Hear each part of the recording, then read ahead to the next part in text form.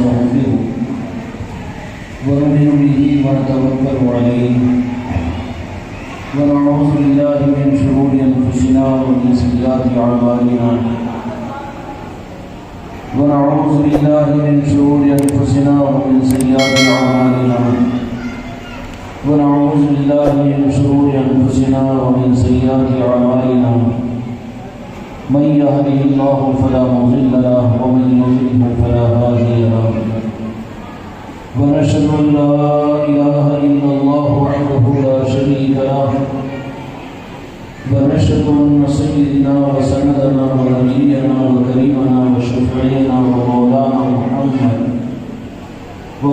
محمدا بارك وسلم تسليما كثيرا كثيرا. أما بعد فأعوذ بالله من الشيطان الرجيم بسم الله الرحمن الرحيم.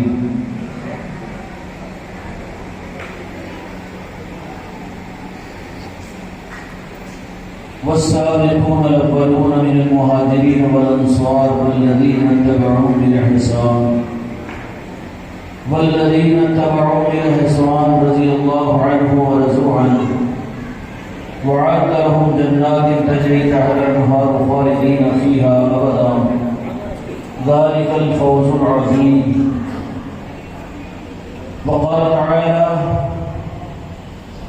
وما أرسلناك إلا رحمة للعالمين. وقال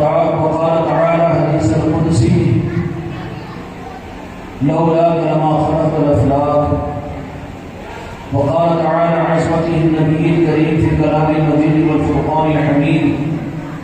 في شان حبيبه إن الله وملائكته يصلون على النبي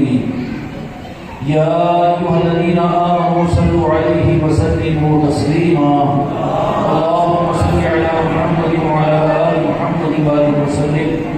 صلاة وسلام عليك يا رسول الله، صلاة وسلام عليك يا حبيب الله. محترم بزرگوں دوستوں میرے بھائیوں،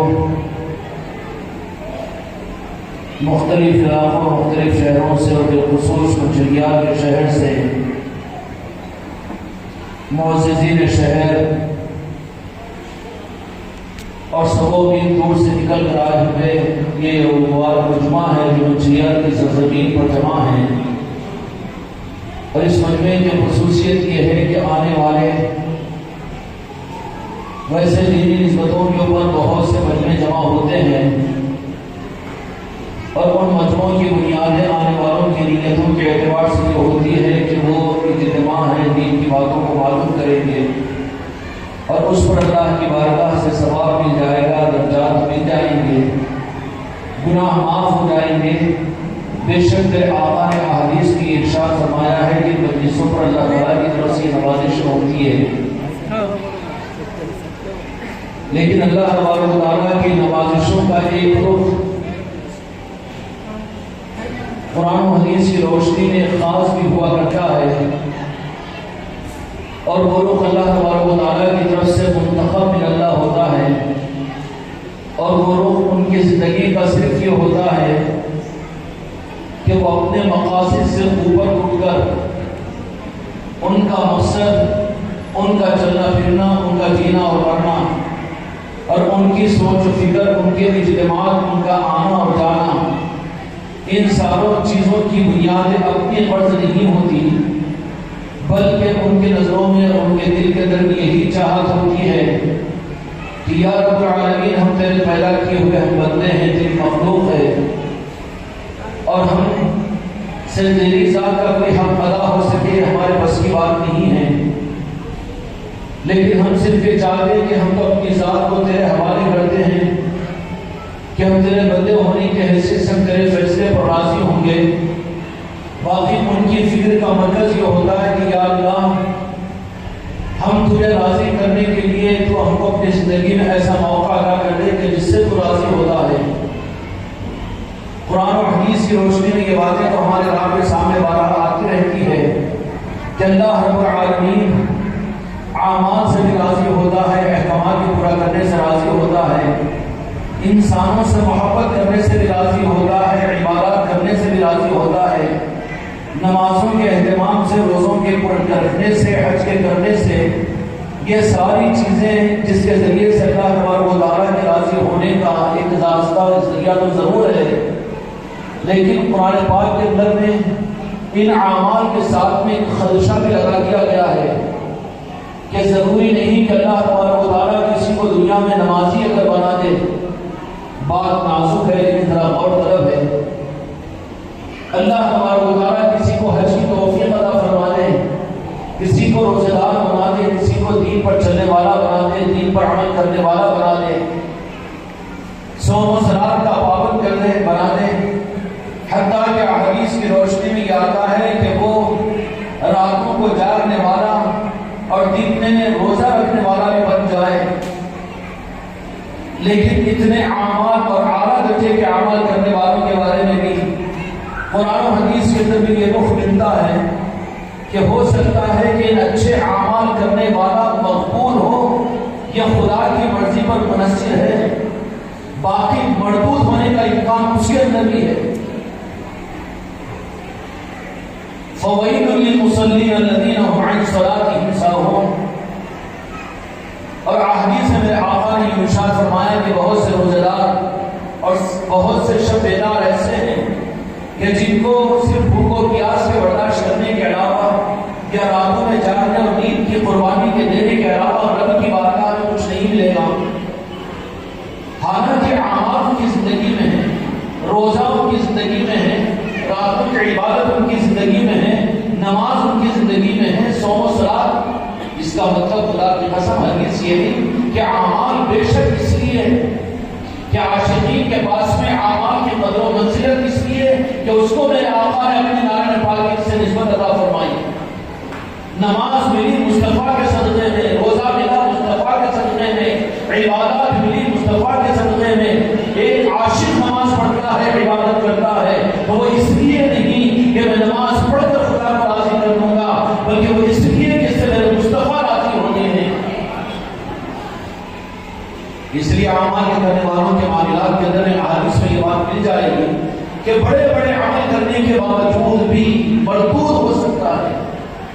اور سب سے بڑی مثال بہت آسانی کے ساتھ رب العالمین نے میرے آقا جہاں کے مالک محمد مصطفیٰ صلی اللہ علیہ وسلم کی اس دنیا میں مبعوث فرمانے سے پہلے وہ 60 کروڑ برس کے عبادت والا جو عابد تھا، جو عالم تھا، جو علم والا تھا، عمل والا تھا، رکوع اور سجدے والا تھا، عبادت میں کوئی کسر نہیں تھی، دیریات عبادت تھی، علم بھی اس کے پاس میں تھا، لیکن ان سب کے باوجود مردود ہوا۔ ان سب کے باوجود اب کوئی تو یہ دعویٰ نہیں کر سکتا کہ معیار اور گنتی کے اعتبار سے شیطان سے زیادہ عبادت کر سکے، تابعداری اور اطاعت، اس کی تابعداری اور اطاعت کے اعتبار سے کوئی آگے کا نمبر تو نہیں لے سکتا، لیکن وجہ کیا بنی کہ اتنی عبادتیں اللہ تبارک و تعالیٰ مجھ کو اور آپ کو اور بالخصوص ساری انسانیت کو اور بالخصوص جہاں کے مالک میرے آقا محمد رسول اللہ صلی اللہ علیہ وسلم کی کلمہ کو امت کو یہ رخ سمجھا ہے۔ یہ رخ تو بہت کھولا جاتا ہے کہ عبادتیں کی جائے، بے شک ضروری ہے، فرض ہے، دین پر چلا جائے، اعمال کو کیا جائے، دین کو زندہ کیا جائے، رکوع سجدوں کو قائم کیا جائے، اور سب کچھ ہے، سب کچھ ہے، اس کے لیے دنیا میں بے شمار خدمتیں ہیں، لیکن منزل پر پہنچنے کے بعد بات یہاں پر رک جائے گی، کیا ہماری اپنے رکوع اور سجدوں اور اپنی عبادتوں کے ذریعے سے اور اپنے روزہ، اپنے نماز، اپنے حج و زکات، اپنے جہاد کے ذریعے سے کیا اللہ کے پاس میں قبولیت کی سند ہم کو مل سکتی ہے؟ امید تو رکھی جائے گی، لیکن احتمال یہ ہے کہ مردود بھی ہو سکتا ہے، مردود بھی ہو سکتا ہے۔ اب مسئلہ یہ ہے میرے بھائیوں، عقل مندی کا تقاضا یہ ہے کہ دواؤں میں دو دوا ہیں، ایک دوا تو وہ ہے جس کے ساتھ میں سائیڈ ایفیکٹ ہے، اور ایک دوا وہ ہے جس کا سائیڈ ایفیکٹ نہیں بلکہ صحت، اس میں کوئی سائیڈ ایفیکٹ نہیں ہے بلکہ صحت لازمی ہے، اور تجربے کے اعتبار سے یقینی ہیں تو آدمی کس دوا کو استعمال کرے بغیر سائڈ افیکٹ والی کی، یا پھر دوا کو اگر استعمال کرے تو سائڈ افیکٹ سے بچنے کا انتظام بھی کرے گا؟ دوا کو استعمال کرنے کے ساتھ میں ضروری ہے کہ سائڈ افیکٹ کا بچنے کا انتظام بھی کریں۔ صرف دوا پر توجہ دے لیں، ٹریٹمنٹ پر توجہ دے لیں اور سائڈ افیکٹ کو اگر نظر انداز کر دیں تو پھر وہ دوا اس کے دوا نہیں بلکہ زہر بن جاتی ہے۔ تو قرآن و حدیث کی روشنی کے اندر یہ تفصیلات ملتی ہے کہ بہت سے عبادت کرنے والے، عبادت گزار اور اعمال کرنے والے اعمال کرنے کے باوجود خدا کے پاس مقبول نہیں، مردود ہو سکتے ہیں، مردود ہو سکتے ہیں۔ بخاری شریف کے اندر اللہ تبارک و تعالیٰ دو جہاں کے مالک میرے آقا کی حدیث سے بات ہے کہ شروعات تو امام بخاری نے انما الاعمال بالنیات اور کما قال علیہ الصلوۃ والسلام سے کی کہ اعمال کا دار نیتوں پر ہے، تو عمل سے پہلے نیت کے روح کے صحیح کرنے کا طریقہ میرے آقا نے بتایا۔ اب ہمارے عملوں کا روح اور اس کی نیت کا طریقہ کیا ہونا چاہیے؟ انما الاعمال بالنیات، کہ اعمال کا دار نیت پر ہے، عمل سے زیادہ ضروری نیت ہے۔ اب نیت کا رخ صحیح ہو، اس کے لیے رب العالمین نے دین کا رخ کیا متعین فرمایا، دین کی نیت کیا متعین فرمائی۔ اللہ تبارک و تعالیٰ نے جو احکامات ادا فرمائے ہیں، رب العالمین کو ان احکامات کی عبادات کے ذریعے سے بندوں سے مطالبہ کس بات کا کیا، ان تفصیلات میں کہ بغیر مختصر میں اشارے میں آپ حضرات کے سامنے بات کر دوں جس پر آپ لوگوں کے اعتماد کر لو گے۔ اہل طریقت، اہل سلسلہ حضرات ماشاءاللہ موجود ہے اور آپ لوگوں کو تو میں نظر نواز سے صدقے میں آپ کی چوکھٹ کی برکت سے طریقت کے وہ نظاموں کا نظام ملا ہے کہ ان اہل سلاسل کے ساتھ میں تمہیں الرجی نہیں ہے بلکہ تمہارا بلڈ گروپ ایک ہے۔ جہاں عشق رسول ہو خدا کی نظر وہ ہم ہیں اور ہمارے ہیں، اور جہاں عشق رسول نہ ہو کچھ اور ہو وہاں پر نہ ہم ہیں نہ وہ ہمارے ہیں۔ تو یہ تو ہونا ہی چاہیے ان کی تعلیمات کو معلوم کریں اور ان سے استفادہ حاصل کرتے رہیں۔ مشائخین ہیں، علماء ہیں، صحیح عقیدے کے لوگ ہیں، ان کی صحبتوں میں رہو، ان سے حاصل کرو اور تمہارے ایمان اور یقین کو مضبوطی ملے گی اور عقائد میں مضبوطی آئے گی۔ اب رخ معلوم کرے کہ رب العالمین نے دین کا رخ امت کو کیا عطا فرمایا، رخ کیا ہے۔ اس رخ کو بتانے کے لیے اللہ تبارک و تعالیٰ پریکٹیکلی طور پر سب سے پہلا پریکٹیکل جو کلاس لی اور جس کا اسٹوڈنٹ عام اسٹوڈنٹ کو نہیں بنایا بلکہ رب العالمین نے قیامت تک کے لیے دنیا کے مالک میرے آقا کی امت پر درد فرما کر سب سے پہلا اسٹوڈنٹ کو اسپیشلسٹ کو بنایا کہ جو استاذ الملکوت تھا، کیا تھا؟ استاذ الملکوت، عزازیل، جو علم والا بھی تھا، عابد بھی تھا، جو زاہد بھی تھا۔ شیطان مشرک نہیں تھا، کافر نہیں تھا، شرابی نہیں تھا، سود خور نہیں تھا، گناہگار نہیں تھا، بے نمازی نہیں تھا، سجدہ چور نہیں تھا، بلکہ کیا تھا وہ؟ مختصر الفاظ کے استاد مصطفیٰ ہوا، جس کی وجہ سے اس کی عبادتوں کو اس کے منہ پر مار دیا گیا۔ شیطان کا رخ اللہ کی حکم و منشا کے لیے جب تک عبادت کرتا رہا، رب العالمین نے امتحان میں نہیں ڈالا اس کو، لیکن امتحان کے لیے شیطان کی عبادت کو قبولیت کا درجہ دلوانے کے لیے رب نے جب ارادہ کیا ہے اور اس کو مقبول بنانے کا جب ارادہ کیا تو اس وقت بطور امتحان کے لیے حضرت آدم علیہ السلام کی پیشہ کے مبارک میں نور مصطفیٰ کو جلوہ کر دیا اور کہا کہ یہ میرا نور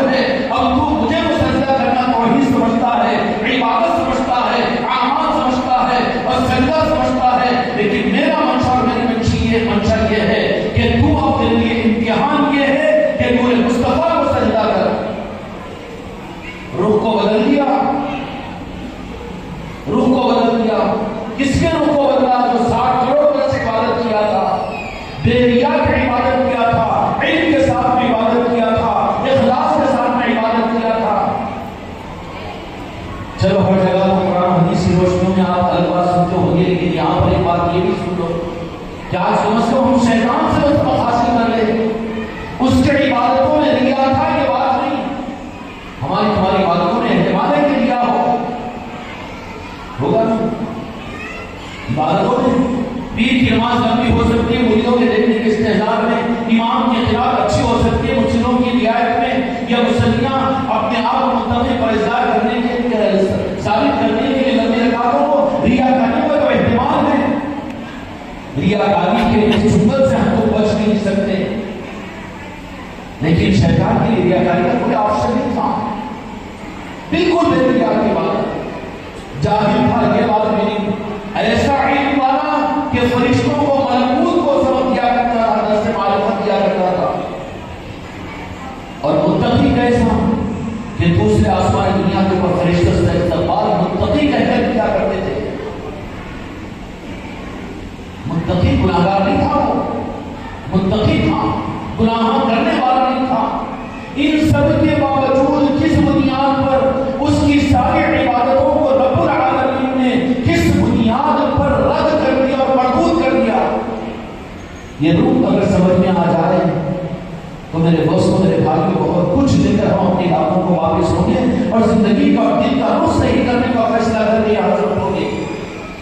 یہ تربیتی محفل ہے، خانقاہ محمدی کی نسبت کے سلسلے کی محفل ہے، یہ صرف بیان سنانے کے لیے تمہیں نہیں بلایا اور علم اضافے کے لیے تم کو نہیں بلایا اور کچھ سنانے کچھ سمجھا دینے کچھ جذبات میں لا لینے جذبات میں بھڑکا دینے کے لیے ہم نہیں بلائے،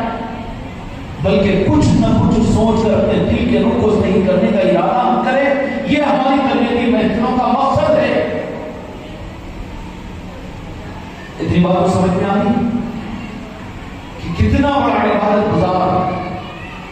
اب کوئی دعویٰ کر سکتا ہے 50-60 سال کی زندگی کی عبادتوں کے اوپر میں کہ نمازی، میں عبادت گزار، میں علم والا، میں عمل والا، میں تقوی والا، میں متقی، میں پرہیزگار، نہیں، اس سے تم کو بھی دو، فضل چلتا ہے رب کے پاس میں، فضل چلتا ہے کچھ اور نہیں چلتا، اور فضل جو اللہ تبارک و تعالیٰ کا ہوتا ہے، خدا کے فضل کا صرف ایک دروازہ اللہ نے مقرر فرمایا، وہ میرے آقا دلہ کے مالک حضرت محمد مصطفیٰ صلی اللہ علیہ وسلم کے نعرے پاک مبارک ہیں، جن کو فضل ملا، جن کو مل رہا ہے اور قیامت کو جن کو ملے گا، صرف وہ میرے آقا کی ایک ذات کے نعرے پاک ہے اور آپ کے صدقے ہی میں خدا کا فضل تقسیم ہوگا۔ اور یہ خلاصہ بھی وہیں پر کر دیا، آسمانی دنیا پر لے بیٹھتی ہے اور وہاں پر اللہ تبارک و تعالیٰ نمونہ دے رہا ہے امت کو زمین پر سنبھلنے کے لیے اور امت کو اپنے روح کے صحیح کرنے کے لیے۔ میرے بھائیوں اور میرے دوستوں، شیطان کو کمالات کے اعتبار سے، عمل کے اور علم کے، تقوی کے سارے معیار اور کمالات پر کہ اس کے سامنے تو ہم اپنے آپ کو زیرو میں محسوس نہیں کر سکتے، دھوکہ کھا جائے اپنے ظاہری عقبے اور چھپوں کی وجہ سے، دھوکہ کھا جائے اپنی نفلی عبادتوں کی وجہ سے، اپنے روزوں کی وجہ سے، اپنے ذکر اذکار کی وجہ سے، اپنے پیری مریدی کی وجہ سے، نہیں، روح کو سنبھالنے کی ضرورت ہے۔ اگر تمہارے میرے دل کا رخ صحیح نہیں ہوا، خدا کو کوئی مطلب نہیں، خدا کو اپنے محبوب کی امت کو بخشوائے گا اور جو جہاں کے مالک میرے آقا اپنی امت کو بخشوائیں گے، جس کو بخشائیں گے امت کو، جو امتی بن کر جائے گا وہ خطرے میں نہیں ہے۔ آج سب سے زیادہ مشکل مسئلہ امت بن جانے کا ہے،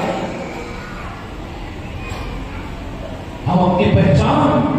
ہم پیر ہیں، ہم مرید ہیں، ہم خانقاہ والے ہیں، ہم یہ والے ہیں، ہم وہ والے ہیں، ہم عبادت کرنے والے ہیں، ہم یہ کرنے والے ہیں، یہ سب کچھ تو ہے، لیکن ان سب سے زیادہ جو استعداد ہونا چاہیے ہماری حیثیت، ہماری پہچان، جس کا اظہار بھی اپنے بیوی بچوں سے ہو، اپنے دوست احباب سے ہو، اپنوں سے ہو، پرائیوں سے ہو، کیا ہونا چاہیے کہ وقال اننی من المسلمین، میں بھی میرے آقا کا ایک نام لے گا، امتی ہوں، امتی سے بڑا اعزاز اللہ کی طرف سے کچھ اور نہیں ہو سکتا۔ ہماری زبانوں پر آتا ہے، ہمارے دلوں میں پیدا ہوتی چیزیں، ہم کو اپنے عملوں کے اوپر ناز ہے، اپنی عبادتوں پر ناز ہے، اپنے علم پر ناز ہے، اپنے تقوی طہارت پر ناز ہے، اپنے ظاہری اسباب کے اوپر ناز ہے۔ معاف کرنا مسئلہ ان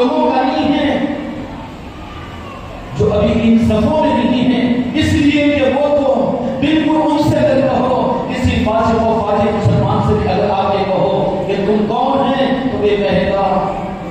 میں گناہگار ہوں لیکن دنیا کے مالک محمد رسول اللہ کا امتی ہوں، کہے گا کہ نہیں کہے گا میرے بھائی برا نہ مانو، اللہ کے واسطے مجھے معاف کر دو، پیروں پر ہاتھ رکھنے کے لیے تیار ہو۔ مسئلہ عام امت کا نہیں ہے، تو جہاں کے مالک میرے آقا نے رب العالمین سے یہ وعدہ کروا دیا کہ یا اللہ وَلَسَوْفَ يُعْطِيكَ فَتَرْضَىٰ، رب العالمین نے فرمایا، تو جہاں کے مالک میرے آقا نے فرمایا کہ یا اللہ مجھے تو میں اس وقت تک راضی نہیں ہوں گا جب تک کہ میری امت کے گناہگاروں کی شفاعت میں نہ کر دوں۔ کس کی؟ اس کا مطلب یہ نہیں کہ گناہ کرنا شروع کر دو، تو جہاں کے مالک کے نعرے نبوت کے صدقے میں میرے آقا نے تمہیں باہر سے نکال کر گناہوں کی گندگیوں سے نکال کر عمل والا بنایا ہے، نمازی بنایا ہے، دیندار بنایا ہے، متقی اور پرہیزگار بنایا ہے، اور تم کو خانقاہ والا بنایا ہے، اور پھر غوث و خواجہ کا دامن تمہیں عطا فرمایا ہو، تو تم کو تو اپنی چمک کے ساتھ دنیا میں چمک کو ظاہر کرنا چاہیے۔ اس کا مطلب یہ نہیں کہ شرمندہ ہو یا چھپا کے رہے اور خود اپنی جنت و جہنم کے چکر میں پریشان ہوتے رہے۔ یہ نسبتیں تو اللہ تبارک و تعالیٰ نے اپنے محبوب کے صدقے میں ہمیں عطا فرما دی۔ میرے آقا کے نظر کرم کے ذریعے سے میرے آقا نے اپنی نسبتیں جو مجھ کو عطا فرما دی ہے، اس کی تو قلب میں اس دلائی کی ترقی کو آگے بڑھنے کے اپنے آپ کو آگے بڑھائیں، یہ تو ہماری ترقی کا راستہ ہے۔ لیکن عام گناہگار امت رب العالمین یہ کہے گا کہ آپ کی امت کے دینداروں کیا شفاعت کریں گے، تو دو جہاں کے مالک فرمائیں گے کہ نیک اعمال کرنے والے متقی اور پرہیزگار کو وہ ان کے اعمال کے ذریعے سے ان کو بتا دے گا یا اللہ میں اپنی امتی کے نیک لوگوں کی میں شفاعت کیوں کروں، وہ تو اپنے عمل کی وجہ سے تمہیں بتا کیا کرے گا، ان کو جنت مل جائے گی۔ اے میرے محبوب پھر آپ کس کی شفاعت کریں گے؟ میرے آقا یہ ارشاد فرمائیں گے کہ میں اپنے امت کے گناہگاروں کی شفاعت کروں گا۔ جب آقا کی طرف سے اعلان ہوگا کہ امت کے گناہگاروں کی شفاعت کی ذمہ داری اللہ کے مالک نے اعلان کر دیا ہے، پھر کیا بنے گی امت کو گناہگاروں کی بھی جو نا امید ہو چکے تھے، لیکن صرف ایک رغبت ان کے اندر یہ تھی کہ ہم کچھ نہیں لیکن تو اللہ کے مالک کے امتی ہیں۔ اس نسبت کی وجہ سے وہ کھینچے تو جہاں کے مالک کی بارگاہ میں پہنچ جائیں گے، اور جہاں کے مالک میرے آقا ان کے لیے رب کی بارگاہ میں کہیں گے کہ یہ میرے گناہگار امتی ہے، یہ میرے گناہگار امتی ہے، یا رب العالمین تو نے مجھ سے وعدہ کیا ہے کہ تو ان کو میری شفاعت کے ذریعے سے جنت میں داخل کرے گا۔ جب تک میرے امت کا ایک ایک گناہگار جنت میں داخل نہیں ہوگا اس وقت تک مولانا مجھ سے راضی نہیں ہوگا۔ اس لیے کسی امت کو اگرچہ کہ وہ گناہگار ہو حالت کی بات سے بندے اپنا انجام کیا ہوگا ہم نہیں بتا سکتے۔ گناہگار ہے، گناہ سے نفرت کرو لیکن اس کی ذات سے نفرت نہیں۔ اگر وہ گناہوں میں بھی اگر ہو لیکن وہ اگر اپنے آپ کو میرے آقا کا امت اگر کہتا ہے تو خدا کی قسم و تعظیم کے قابل اور عزت کے لائق ہے۔ سمجھ میں آ رہی بات؟ رب العالمین نے کیا روح دیا پھر نجات کا، کیا روح دیا رب العالمین نے قبولیت کا، مقبولیت کا۔ میرے بچوں میں اور تم فیصلہ کریں کہ اپنی زندگی میں جو اعمال، جو کچھ عبادتیں، جو کچھ ہم کر رہے ہیں،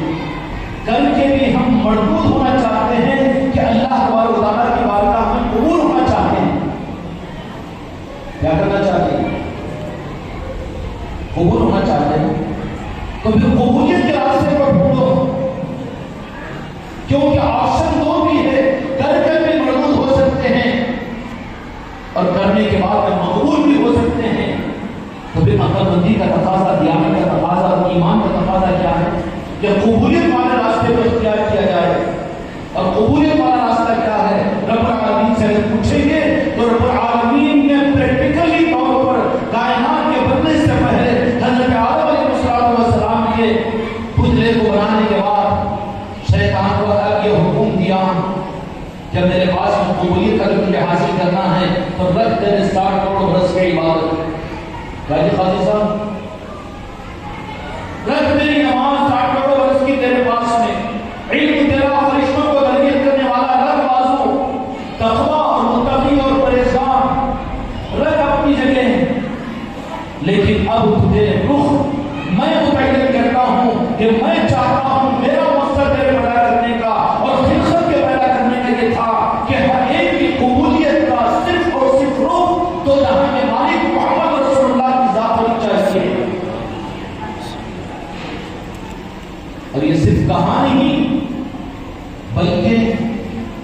شیطان نے یہی کہا کہ کر سجدہ، لفظ سجدہ ہے قرآن مجید کے اندر، کیا مطلب تھا؟ کیا کہ روح متعین کر دیا، قبولیت کرو تو میرے آقا کی ذات ہے، نور مصطفیٰ ہے، نور جلوہ منور ہے، تیرے بعد نہیں بلکہ کروڑوں لاکھوں برس کے بعد میں اپنے محبوب کو جہاں کے مالک حضرت محمد مصطفیٰ صلی اللہ علیہ وسلم کو سارے نبیوں کے بعد میں خاتم النبیین بنا کر، محبوب رب العالمین بنا کر اس دنیا میں مبعوث کرنے والا ہوں۔ لیکن وہ ایسے ہیں کہ جن کے لیے میں نے کائنات کو بنایا، لولا کہ لما خلقت الافلاک۔ خوش قسمتی ہے میرے بچوں، تمہارے دلوں کے اندر میں چلانے چلنے چاہیے، تمہارے گھروں کا سنا پر ختم ہونا چاہیے، تمہارے گھروں کی پہچان ہونی چاہیے، تم اپنی زندگیوں سے ثبوت دینا چاہیے، تم زندہ اگر ہے ایمان تمہارے اندر میں ہے تو کوئی وجہ نہیں ہے کہ ربیع الاول اور ربیع المنور کا مہینہ آ رہا ہو اور تم کو معلوم نہ ہو، تم سوچتے ہو اور اس کی خوشیوں کے لیے تم تیار نہ ہو رہے ہو، اس کا اظہار کرنے کو شرم رہے ہو، تمہارے گھروں سے لوگوں کو پہچان نہ رہی ہو اور تم اس کے اظہار کے اندر شرمندے ہو رہے ہو اور اس کو کہیں پر کوئی ایک روکی چیز سمجھ رہے ہو، یہ امت کی تو ملاقات ہے۔ امت کے لیے سب سے بڑی ملاقات جیسا کہ میں نے عرض کیا کہ اپنے آپ کو سب کو یہ ثابت کرنے کو تیار ہے کہ میں نمازی ہوں، میں مقتدی ہوں اور میں پیر ہوں، میں مرید ہوں اور میں یہ ہوں اور میں وہ ہوں، لیکن جو ہے اور جو اللہ چاہتا ہے کہ تو ہر حال کے اندر میں یہ ثابت کر کہ میں اپنے محبوب کا چاہنے والا امتی ہوں۔ اچھا آقا نے امت بنی تھی کہ نہیں بنی؟ اور امت کی ذمہ داری ہی ہے میرے مصطفیٰ نے، اور امتوں میں بھی ان کی اگرچہ یہ وہ گناہگار ہو لیکن قیامت کے میدان میں تو گناہگار امت بھی بن جائے گی کہ میرے آقا کی شفاعت سے وہ پران لگ جائیں گے، لیکن اٹک کون جائیں گے؟ اٹک وہ جائیں گے جنہوں نے امت کو اٹکایا، اٹک وہ جائیں گے جو اٹکا چکے تھے، اٹک کون گیا؟ شیطان اٹک گیا، عقل پر آ گیا، مشاہدے پر آ گیا، وہاں پر تقابل پر آ گیا۔ اب اٹکانے اور اٹکنے والے پورے تقابل پر کہہ دینا کہ بڑے بھائی کی طرح سے دے کر چلے گئے، اور اتنی تعظیم کیوں، اتنی عظمت کیوں، اتنی عقیدت کیوں، اتنی فرقگی کیوں، اتنا ربیع الاول کا اہتمام کیوں، اتنے چراغاں کیوں، اتنے لائٹ کیوں، اتنا گھروں پر نشان کیوں، اور اتنا کیوں چھوٹتا ہے ان کو کہ تم اٹکنے والے ہیں بس سن دے رہے ہو۔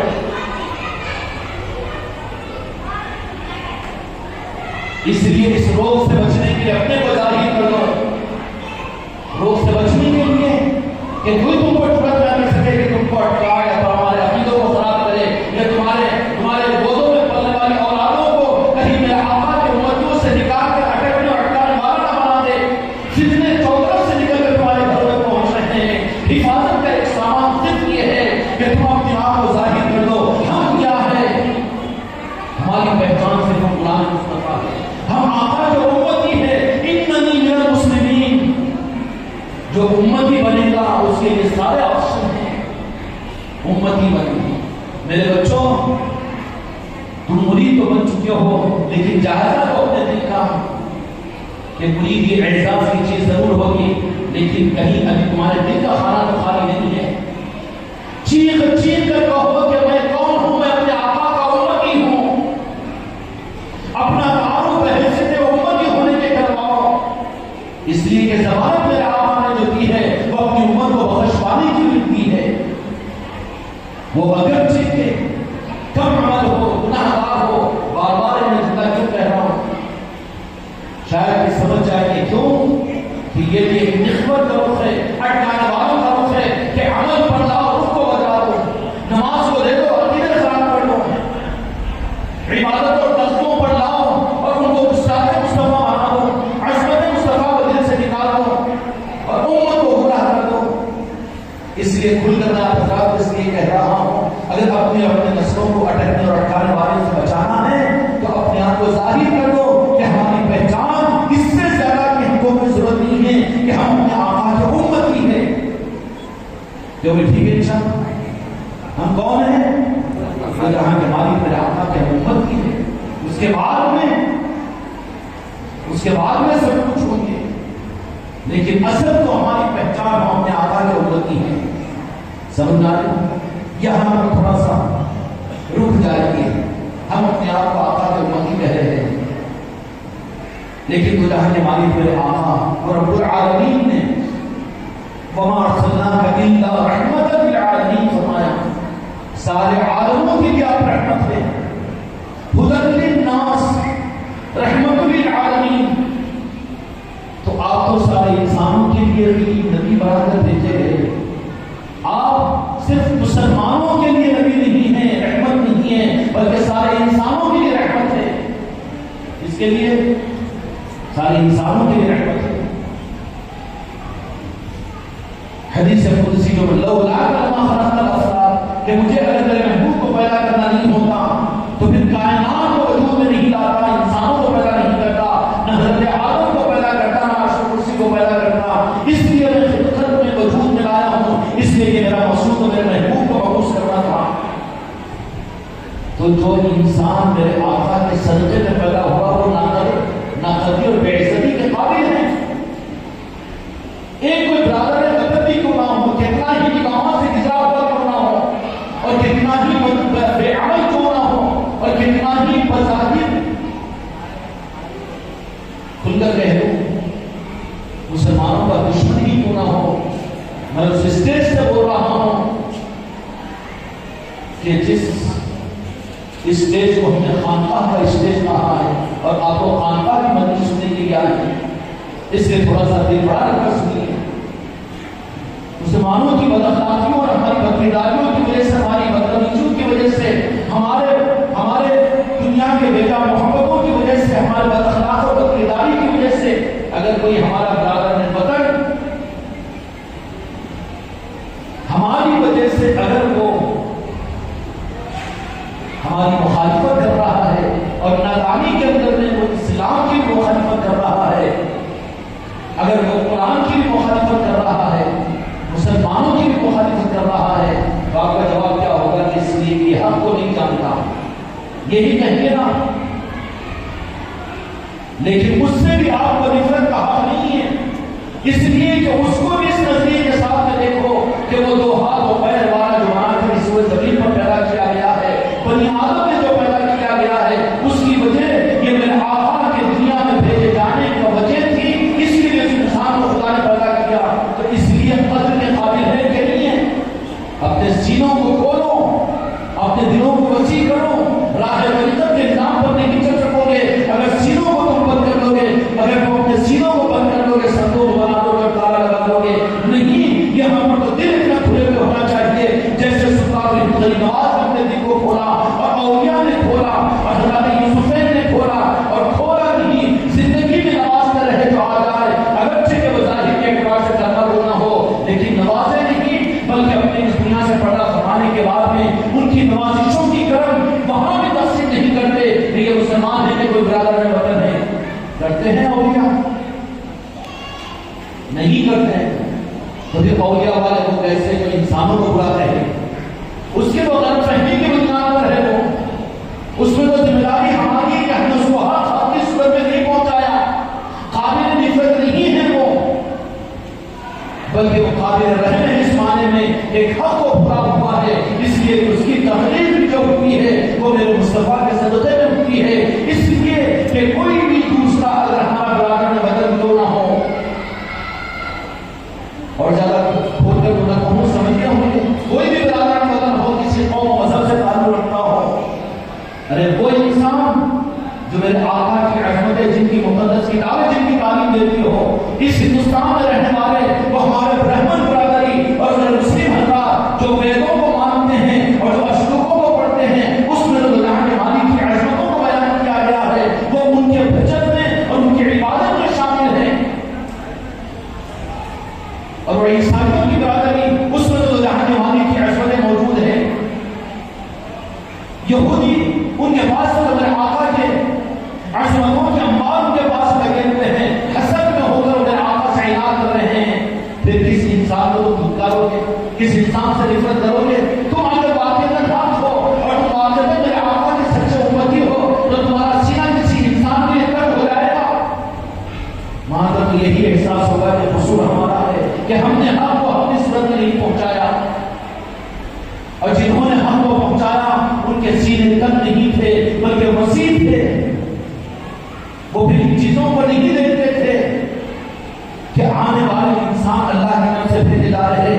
تو وہ اللہ باولیاء اکرام اس کو اپنے سینے سے لگاتے اور اس کو نوازتے اور اس کو پھر ایمان کی دولت عطا فرما دیتے تھے، اس کے قلب کو منور کرتے تھے۔ وہ نفرت کرنے والے نہیں تھے۔ اولیاء اور اولیاء کا نظام بدبو والا نہیں، خوشبو والا ہوتا ہے۔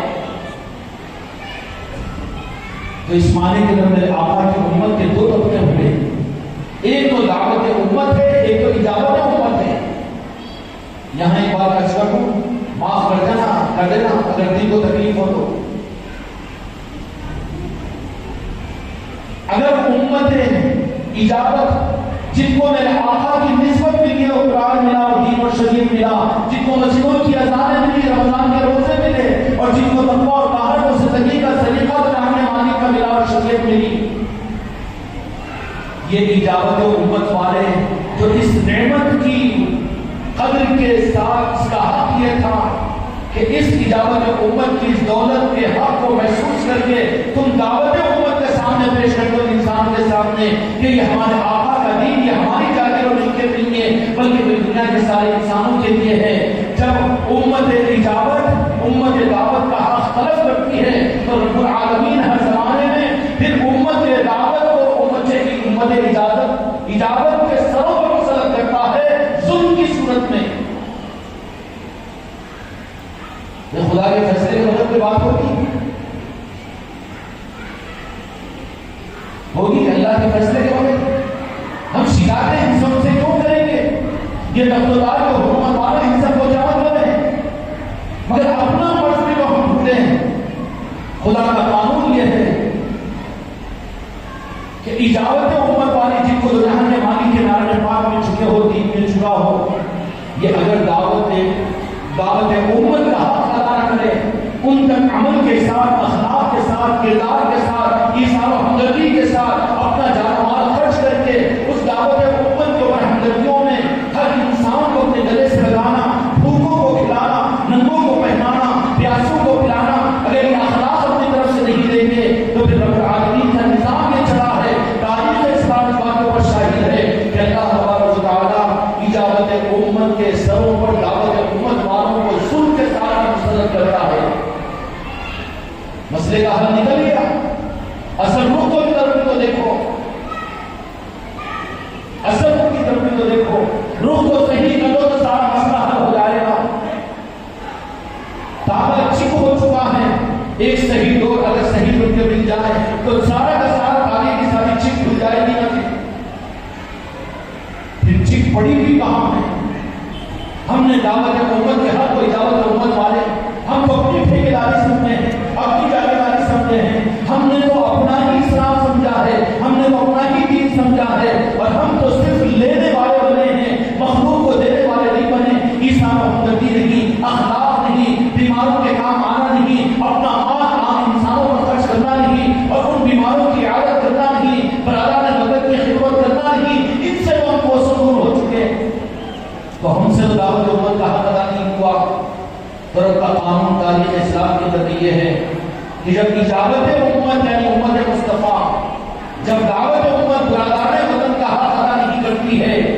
تو اللہ تبارک و تعالیٰ ناراض ہو کر وہ دعوت امت کو یعنی برادران وطن کو بطور عذاب کے پھر اس امت کے سروں پر مسلط کیا جاتا ہے۔ پھر آقا جہاں نے مالک نے اشارہ فرمایا کہ وہ تمہارے بڑوں کی تعظیم نہیں کریں گے، تمہارے چھوٹوں کا احترام نہیں کریں گے، بلکہ تمہارے ساتھ بدتمیزی اور بداخلاقی بطور عذاب کو تمہارے سروں پر مسلط کر دیے جائیں گے۔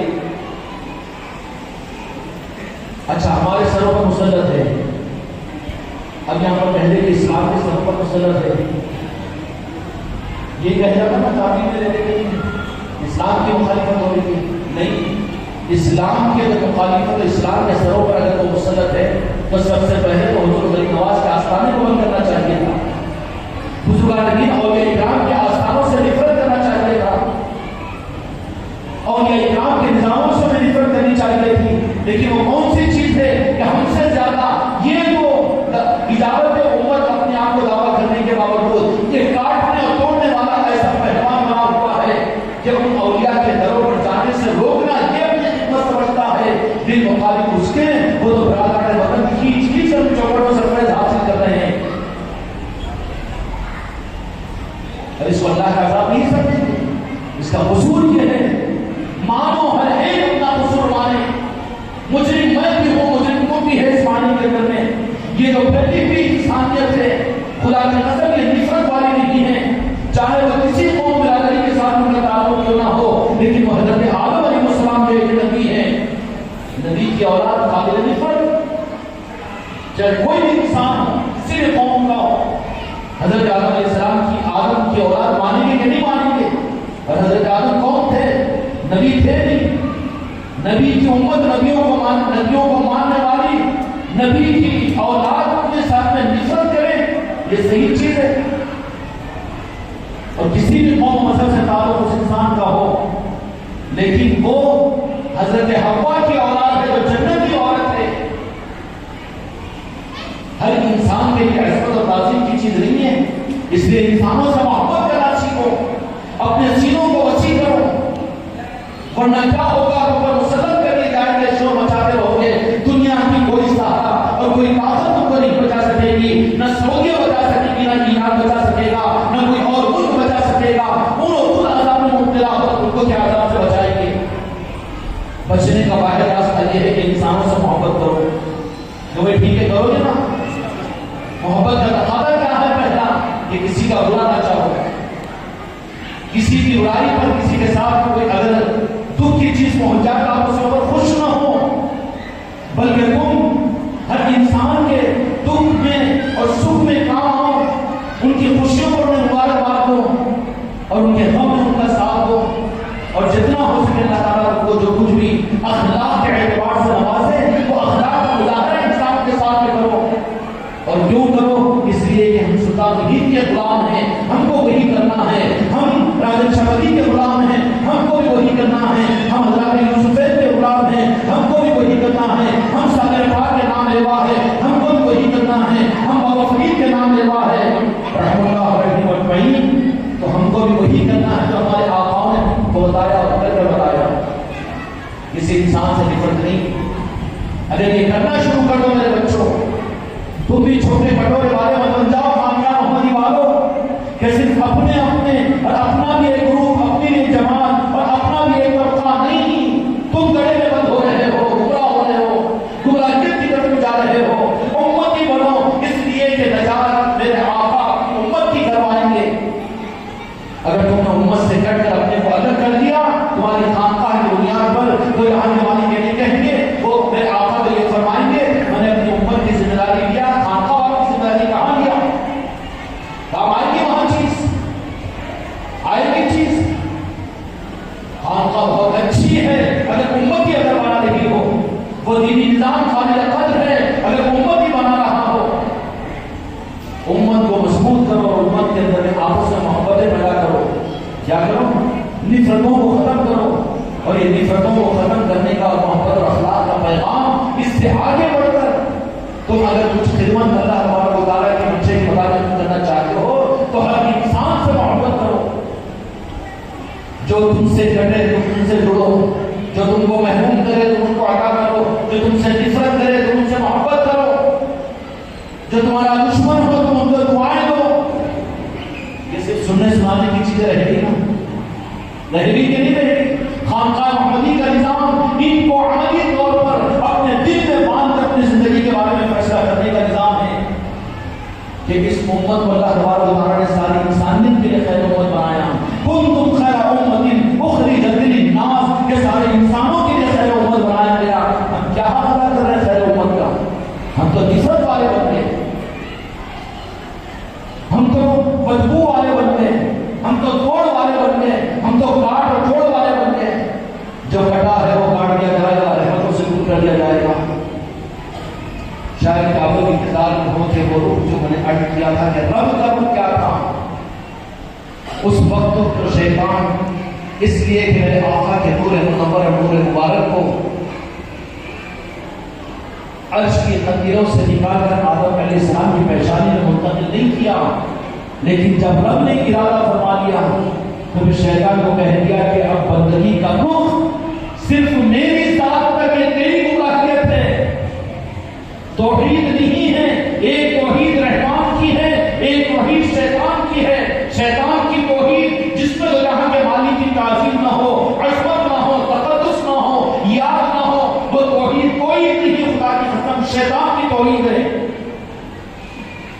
توحید کے اندر میں عشق رسول ہو، عشق مصطفیٰ ہو، عظمت ہو، تعظیم ہو اور وہاں پر خلیفتگی ہو، یہ رحمان کی توحید ہے۔ اللہ اس توحید کو رب قبول کرے گا، ورنہ خدا کو اٹکا دے گا، وہاں پر جھٹک دے گا۔ یہ توحید تو شیطان کی ہے، بدلہ اس سے لے لو، جہاں ہو تم بھی وہاں چلے جاؤ۔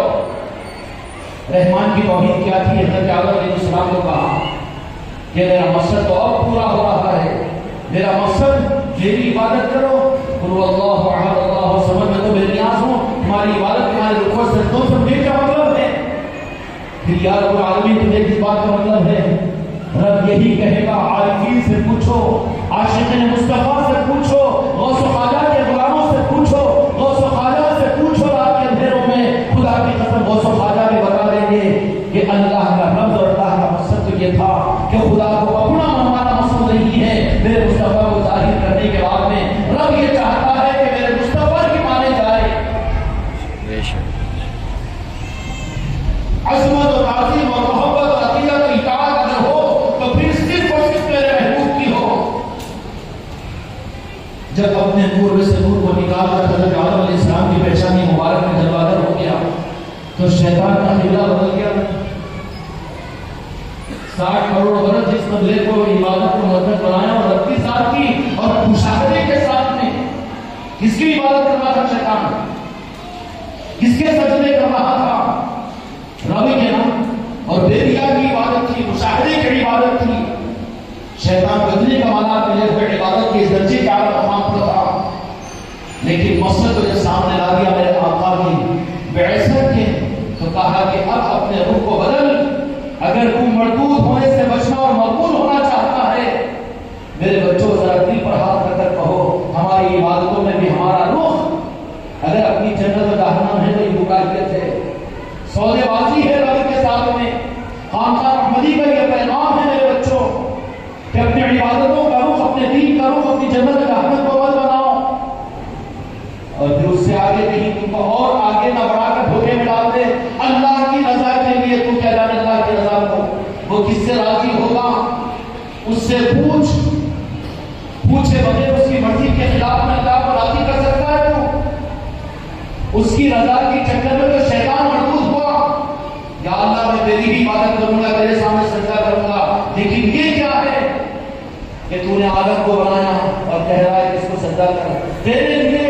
60 کروڑ برس کی نہیں بلکہ قیامت تک کی عمر مجھے دے دے، میں تجھے سجدہ کروں گا، لیکن یہ کیا چیز ہے؟ تو رب نے کہا میرے سجدے کی تیری حاجت نہیں رہی، بلکہ تیری حاجت کی قبولیت کے لیے ضروری ہے کہ میرے مصطفیٰ کے نور کو سجدہ کر۔ 60 کروڑ برس کی عبادت والا شیطان خدا کی بارگاہ میں مردود ہوا، تو وہ مسلمان جن کو جہاں کے مالک کی نسبت اور کلمہ ملا، میرے آقا کی عظمت و تعظیم سے گور کو کتنا قابل رہے، خدا کی قسم کیا عزت سے زیادہ بڑھ سے بدعقیدگی کا،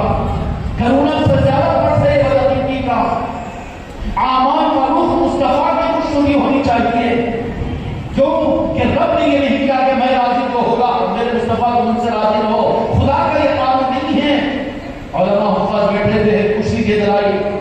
رب یہ نہیں کہا کہ میرے محبوب جن سے میں راضی ہو گیا آپ بھی تم سے راضی ہو جاؤ، یہ نہیں فرمایا، بلکہ میرے آقا کے بارے میں کیا فرمایا کہ میرے محبوب تم جن سے راضی میں آپ سے راضی۔ میرے آقا کی ذات کو نظر انداز رکھیے، دو جہاں کے مالک کی ذات کو، اعمال کا رخ بھی ذات مصطفیٰ کی خوشنودی ہونا چاہیے تو وہ مقبول ہے۔ اگر اعمال کا رخ یہاں نظر انداز کر کے، یہاں بے ادب، یہاں گستاخ بن کر، یہاں پر میرے آقا کی بارگاہ میں نامقبول ہو کر رب کی رضا کے چکر میں جنہوں نے ڈھکیل دیا وہ اٹکانے والے ہیں، وہ کاٹنے والے ہیں، اور وہ کامیاب ہے اور دنیا میں کامیاب ہو رہے ہیں۔ لیکن اے میرے سن لو کہ دنیا کے اندھیرے کو دور کرنے کے لیے ایک سورج کافی ہے، لاکھوں سورجوں کی ضرورت نہیں ہے۔ اپنے وقت پر غوث اعظم تشریف لائے، دنیا کو منور کیا، اپنے وقت پر ذری نماز تشریف لائے، دنیا کو منور کیا۔ تحریک اور جماعتوں کی ضرورت نہیں ہے، وہاں پر تو نور والوں کی ضرورت ہے جس سے دنیا میں نور ہوگا، اور وہ نور نارائن پاک مصطفیٰ کا نور ہے۔ اور بنو سچے بھکاری میرے بچوں، تو میرے آقا سے بھیک مانگو، میرے آقا اگر چاہیں گے تو وہ نور کا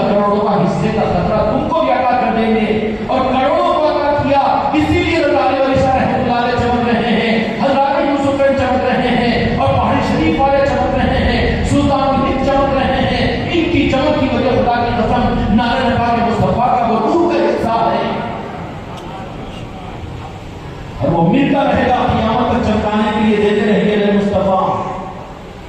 اب جن میں ہمت ہے اس طریقے سے اگر وہ نور کے حصے کو لینے کے لیے اگر پہنچو، اپنے اندر میں طلب پیدا کرو، اپنے دل کو بچھا دو، اپنے پلکوں کو بچھا دو، اور ہر سانس کے اندر میں میرے آقا سے محبت، یہ صرف نہیں کہ اس کے لیے کوئی مخصوص اعمال، بلکہ تمہاری میری سانسوں میں میرے آقا کی یاد سما جائے، اٹھنا بیٹھنا چلنا پھرنا، دل کو دے دو نعرہ لگا کے مصطفیٰ کے لیے۔ کوئی دعووں کی چیز نہیں ہے، بلکہ یہ تو قلب کی کیفیت کی چیز ہے، اور جو اس چیز کو اپنے اندر پیدا کرنے کی صحیح راستے کو اختیار کرے گا، میرے آقا جو جہاں کے مالک کی نگاہ ہے اس کے اوپر پڑے گی، اور میرے آقا کے کروڑوں حصے میں کا کوئی حصہ کوئی خطرہ بھی اگر اس کو عطا کر دیں گے، زیادہ دن دور کی بات نہیں ہے، 100 سال نہیں گزرے تاج الاولیاء کو ملا کے نہیں ملا، ملا کے نہیں ملا، 100 سال نہیں گزرے، اور مل رہا ہے، ملتا ہے، اس لیے کہ چشمہ ہے۔ میرے آقا جو جہاں کے مالک نے فرما دیا، نسائی شریف کی حدیث ہے جس کا مفہوم یہ ہے کہ میں تمہارے درمیان میں 2 چیزیں چھوڑ کر جا رہا ہوں، ایک قرآن پاک اور میری ایک اہل بیت کی محبت۔ یہ چشمہ ہے جو جاری ہے، قیامت تک رہے گا، یہ دونوں چیزیں چلے گی، اور قیامت میں حوض کوثر پر آ کر مجھ سے ملاقات کرے گی۔ طریقہ کے نظام کو امت سے ختم نہیں کیا جا سکتا، چاہے کتنے بڑے بڑے اسٹیجوں کے ذریعے سے، چاہے سعودیہ کا اسٹیج ہو کہ چاہے کسی ملک کا اسٹیج ہو، لیکن حقیقت کو نہیں دبا سکتے۔ وقتی طور پر چھپے گا ضرور، لیکن حق تو ظاہر ہو کر رہے گا۔ وضاحت الباطل ان الباطل کان زہوقا، حق تو ظاہر کر کے رہے گا رب العالمین۔ میرے بھائیوں، میں آپ کو جذبات میں لانے کے لیے بات نہیں کر رہا ہوں، لیکن جو فیصلہ کرتے ہو ہم کون ہیں؟ ہم امتی ہیں۔ کون ہیں؟ امتی ہیں۔ اسی بات کا احساس، اسی کو لے کر اگر بڑھ جاؤ، اپنی کفنوں میں چلے جاؤ، قبروں میں چلے جاؤ، تو ہر ایک اپنے امتی کی قدر میں دو جہاں، قبر کے اندر میں دو جہاں کے مالک تشریف لائیں گے۔ اس کے قبر میں اپنے امتی کی قبر میں تشریف لائیں گے، اور لا کر وہاں پر کہنے کہ اچھا تو میرا امتی ہے۔ كنت تقول في هذا الرجل محمد صلی اللہ علیہ وسلم، یہ نہیں کہ اس ذات بابرکت کے بارے میں کیا کہتا ہے، کیوں وقت دیکھ کر تو گولی بدلے گا، وہ نہیں چلے گا۔ كنت تقول ماضی کی طرف اشارہ ہے، كنت گنجل مخفیہ میں فرمایا تھا کہ میں چھپا ہوا خزانہ تھا تو ظاہر ہونا چاہا، اس حدیث کے الفاظ سے كنت تقول، كنت کا یہ صیغہ ماضی کی طرف اشارہ کرتا ہے، تو اپنی دو دولے کی زبان کو دنیا میں اور اپنے ڈھائی کے جسم کو دنیا میں کیسے چلاتا تھا، کیا کہتا تھا۔ كنت تقول في هذا محمد صلی اللہ علیہ وسلم کہ ذات بابرکت کے بعد یہی کٹوری سے سوال ہے، نقلی ادھر کی بات ہے، بتا یہ قافلہ کیسے رکا، بدعقیدیاں کیسے پھیلی، مسجد و محرابوں کے ذریعے سے گستاخیاں کیسے پھیل رہی ہے، اولیاء سے امت کو کیسے کاٹا جا رہا ہے، اور دنیا کے اندر یزیدیت اور وہابیت و تجدد کیسے پنپ رہی ہے۔ کب تک شکایتیں کرتے رہو گے، کب تک گرانے گاتے رہو گے؟ کرنے کا جو میدان آیا اس وقت میں کر کے بتاؤ۔ اس لیے میں مؤدبانہ درخواست کرتا ہوں مچھلیار کے سارے حضرات سے کہ تمہارا امتحان ہے ربیع الاول کا مہینہ، سب مل کر 2-4 پروگرام کر دیں، یہ کافی نہیں ہے۔ کیوں کہ بدعقیدگی اب مرض کی صورت میں نہیں ہے، بدعقیدگی آج سے 30 سال پہلے تھی، مرض کی صورت میں ڈھونڈنے پر کہیں پر ایک بدعقیدہ ملتا تھا، گستاخ مصطفیٰ ملتا تھا، اور گستاخ غوث و خواجہ گستاخ اولیاء ملتا تھا۔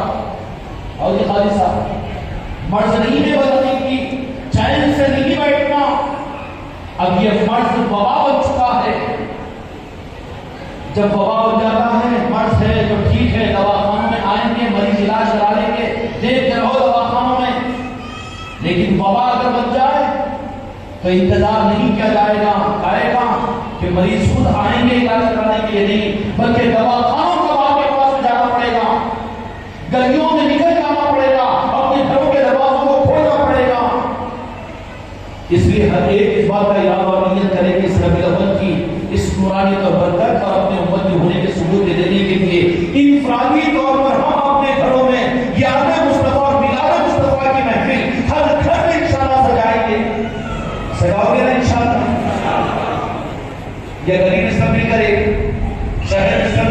شکار نہیں ہے. اب بیماری نہیں ہے، مرض نہیں ہے، وبا بن چکی ہے. اور وبا جب ہو جاتی ہے تو پھر ڈاکٹروں کو خود گلیوں میں آنا پڑتا ہے، گلی گلی گھومنا پڑتا ہے، اس لیے کہ وبا بن چکی ہے. کرونا وبا تھی تو پھر ڈاکٹر انتظام نہیں کر رہے تھے نا، پورا حکومت کا مشنری پوری کی پوری وبا کو دور کرنے، وبا سے بچانے کے لیے گلیوں میں نکل گئی تھی. یہ بدعقیدگی کی وہ مرض نہیں رہا. ہم بے فکر تھے اپنی جگہ. ماشاءاللہ ہم تو سنی ہیں اور ماشاءاللہ ہمارا عقیدہ تو صحیح ہے اور ہمارا عقیدہ تو غوث خواجہ کا ہے. ہمارے گھروں میں میلاد ہوتی ہے، ہمارے گھروں کے اندر گیارہویں شریف ہوتی ہے. ہم تو اپنی جگہ بہت مطمئن ہوئے تھے. لیکن کیا ہوا؟ تمہاری گودوں سے بدعقیدوں نے کھینچ کر لے کر چلا گئے اور تمہاری اولاد تمہاری مخالفت کر رہی ہے. تمہارے خاندان میں تمہارے داماد اور تمہارے رشتے دار خود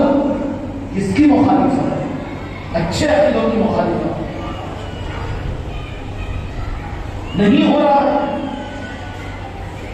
کیا نہیں ہوا؟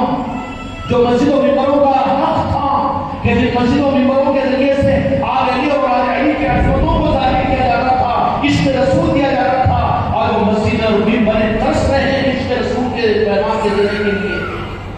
موقع نہیں مل رہا ہے وہاں پر، وہاں مسلک اور جماعت چل رہی ہے. یہ لمحے فکریہ نہیں ہے، یہ ذمہ داری کا احساس دلانے کے لیے نہیں ہے. اب اس کا علاج کیا ہے؟ مناظر اس کا علاج نہیں ہے، صرف تقریر اس کا علاج نہیں ہے، جذبات ملانا اس کا علاج نہیں ہے، بلکہ بدعقیدیوں کو جیسے انہوں نے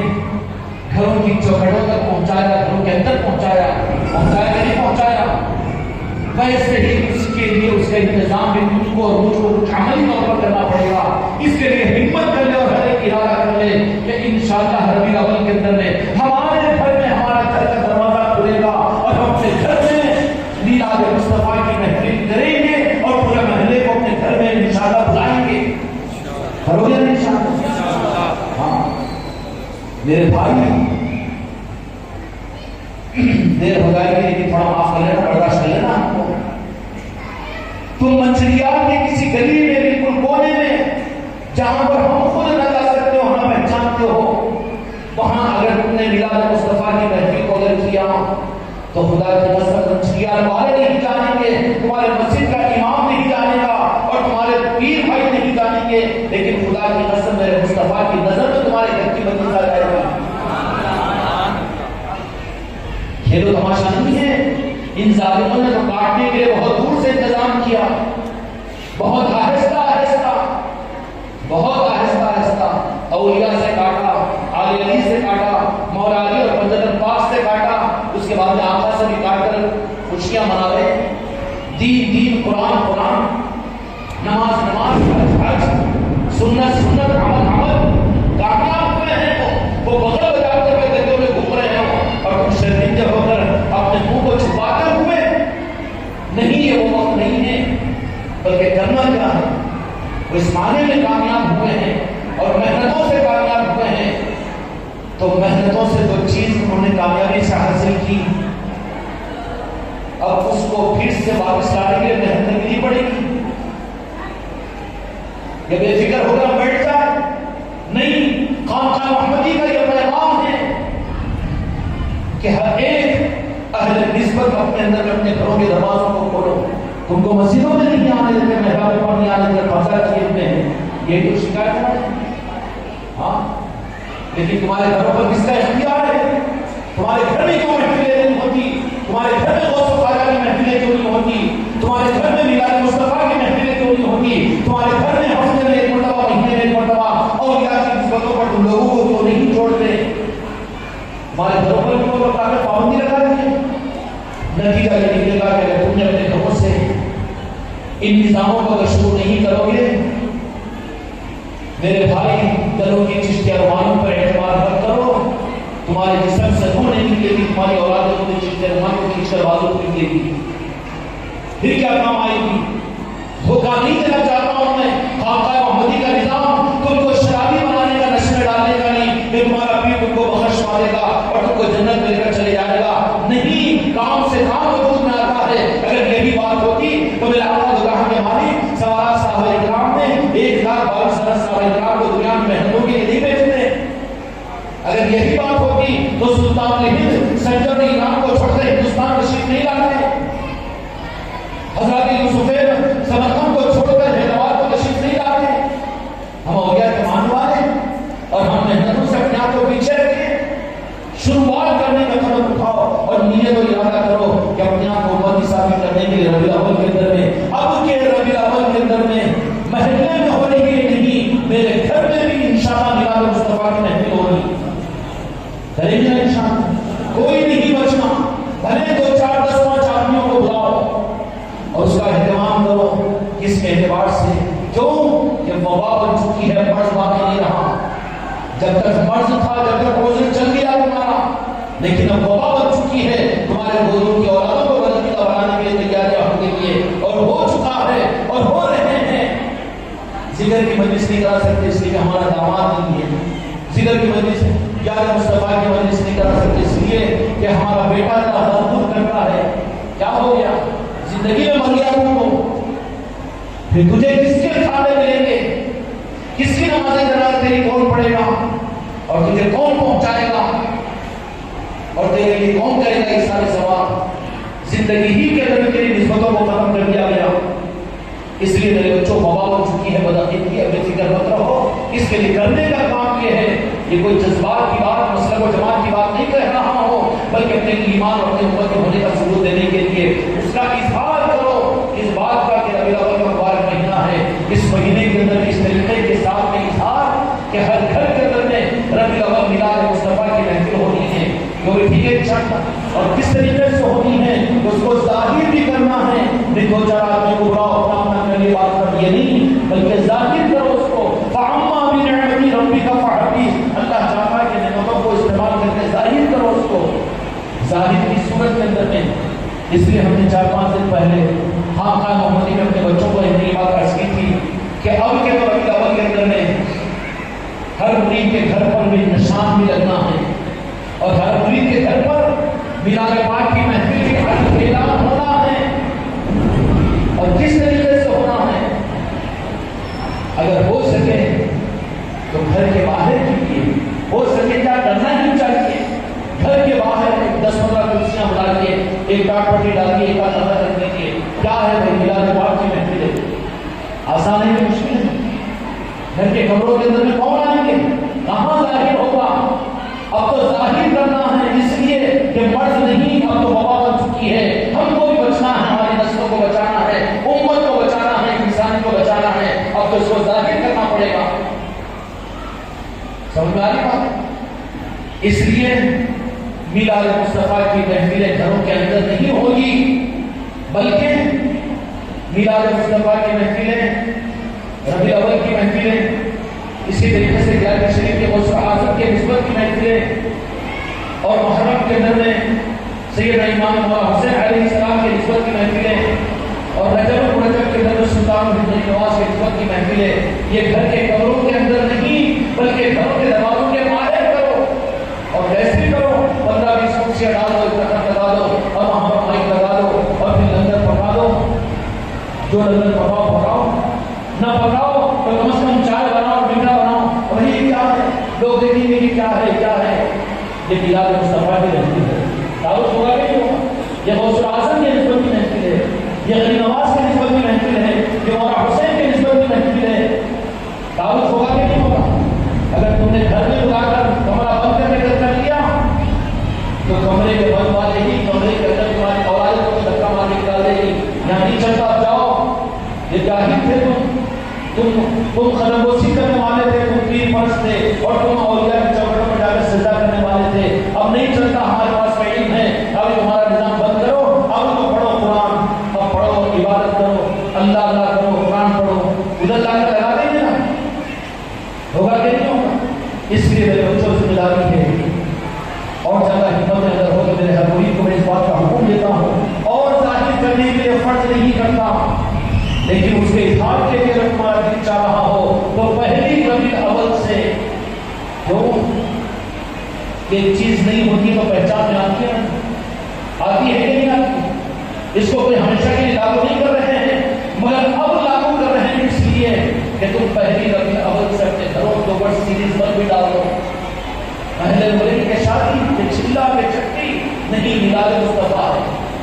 ربیع الاول کا مہینہ ہے، ان ظالموں نے بھلا دیا مسجدوں محرابوں سے، اور تم نے کیا کیا؟ اب تم کو یہ کرنا ہے کہ اپنے گھروں کو سجا دو تاکہ لوگوں کو پیغام ملے، کیونکہ اگر ولیمہ نہیں، ارے یہ تو ہوتا ہے کہ اگر ولیمہ کے اندر سیریز بڑھ ڈالے جاتے ہیں، پہچان دی جاتی ہے کہ اس میں خوشیاں ہیں۔ خدا کی قسم دنیا کی ساری خوشیاں نہیں، خدا کی قسم ہماری جنت قربان دے مصطفیٰ کی آمد اور ربیع الاول پر کرو گے انشاءاللہ۔ اللہ جتنا تم کو موقع دے،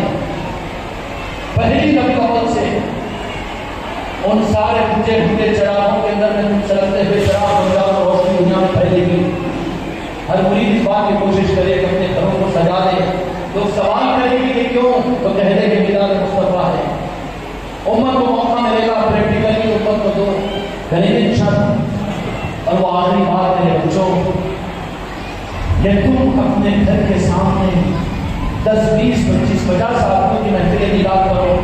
اگرچہ کہ تمہارے منشیات والے واقع نہیں ہیں، لیکن نسبت مصطفیٰ کو محفلیں میلاد کرتے اگر ہو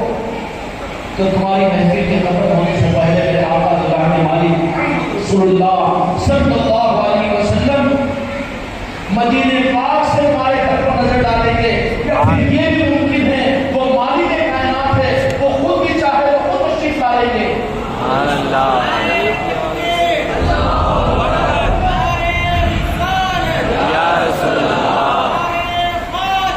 یا خواجہ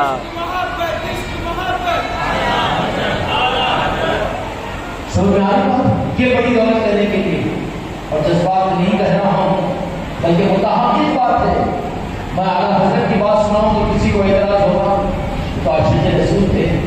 عشق کا چراغ انہوں نے جلایا اس ہندوستان پر نہیں بر صغیر پر، صدیوں میں ان کا احسان ہم مانتے ہیں، مانتے رہتے۔ کوئی نمک حرام ہوگا تو ان کی نامزدی کرے گا، لیکن اس ملک کے وہ محدث کہ جن کے علم کی سند اور حدیث کی سند کے بغیر کوئی کسی مسئلہ کا عالم نہیں کرتا، شیخ عبدالحق محدث دہلوی رحمۃ اللہ علیہ، جن سے حدیث کا سلسلہ شروع ہوا، شیخ عبدالعزیز محدث دہلوی جو کے شہزادے صاحبزادے ہیں، وہ اپنا ایک واقعہ بے صفحے بھی نہیں بولتے، اس لیے ہم کو احساس ہے ہم کو تم کو جواب دینا نہیں ہے، غوث و خواجہ کو جواب دینا ہے۔ شیخ حدیث دہلوی کے صاحبزادے فرماتے ہیں، اخبار الاخیار ایک کتاب ہے شیخ عبداللہ حدیث دہلوی رحمۃ اللہ علیہ کی، اس میں انہوں نے واقعہ لکھا ہے، اور شیخ عبداللہ محدث دہلوی وہ ہے کہ کوئی عالم بغیر ان کی حدیث کی سند کے عالم نہیں بنتا، وہ چاہے کسی مسلک کی بھی ہو، ایسا متحقق عالم اور محدث ہے وہ یوں فرماتے کہتے ہیں کہ یہ میلاد کب شروع ہوئی، اعلیٰ حضرت نے شروع کروائی، ارے وہ خدمت ان سے بھی ہے، ان کا شکر ہے ہم پر، چراغوں کو روشن کیا ہے، اندھیری تھی گلیوں میں کوئی چراغ کو روشن کر دے ہم تو اس کے قدرداں ہوں گے، انہوں نے کیوں روشنی کر کے بجھائیں گے اس کو، ہم بجھانے والے نہیں قدر کرنے والے ہیں۔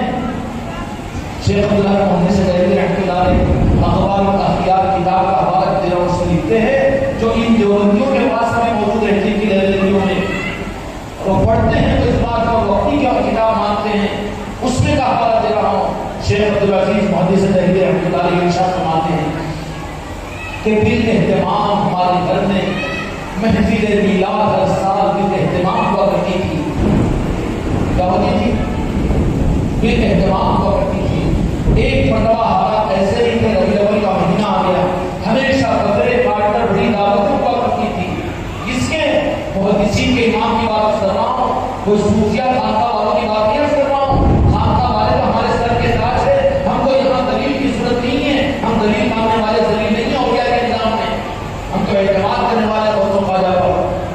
دلیل ان لوگوں کو ضرورت ہے، دلیل میں سے دلیل نکالیں گے، دلیل میں سے دلیل، باپ بیٹے کی دلیل کاٹے گا، بیٹا باپ کی دلیل، ارے وہ غلط بول دی ہے، ایسے گستاخ ہو گئے انہوں نے وہ کتابیں کیسے نکالی، نماز چھوڑ دیا کہ آپ کو نہیں معلوم، تخفیت ایمان یہ کیسے لکھے تو آپ کو نہیں معلوم، نہیں معلوم تو انکار کر، بات کو ہٹ ثبوت ہے حق کا، یہ بھی برابر ہے اس کے ساتھ ماننا بھی برابر، کیا مطلب ہے؟ یہ دھوکہ ہے نا۔